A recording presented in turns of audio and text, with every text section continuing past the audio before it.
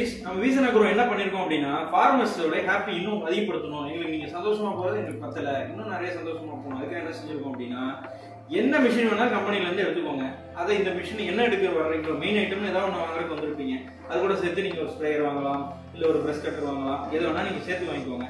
சேர்த்து வாங்கினா 2000 ரூபாய் எக்ஸ்ட்ரா டிஸ்கவுண்ட் கொடுப்பா அப்படின்னு சொல்லிட்டேன் நான் எல்லா சேல்ஸ் பர்சனுக்கும். அதனால இதை வந்து யூஸ் பண்ணிக்கோங்க. இது இந்த மாசத்துக்கு மட்டும் நான் ஏன் சொல்லிட்டேன், இந்த சீசன் டைம் நான் நிறைய மேனுஃபேக்சர் பண்ணிட்டேன், அதனால எப்படியும் நான் வந்து சேல்ஸ் பண்ணி ஆகணும்.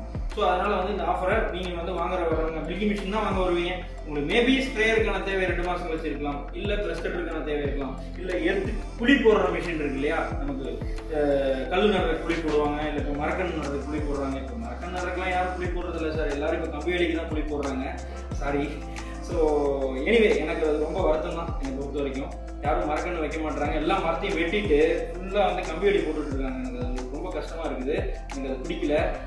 ஆனாலும் மிஷின் மட்டும் நம்ம கிட்ட வந்து வாங்குறாங்க. நான் அவங்கள கூட சொல்றது சார், இந்த மிஷின் இது இந்த வேலை செய்யணும், எப்படியும் ஆளை விட்டு பறிக்க போகிறோம் சார், நான் இதை தான் செய்ய போகிறேன், நான் எனக்கு என்ன செய்ய சொல்றீங்க அப்படின்னு சொல்றாங்க.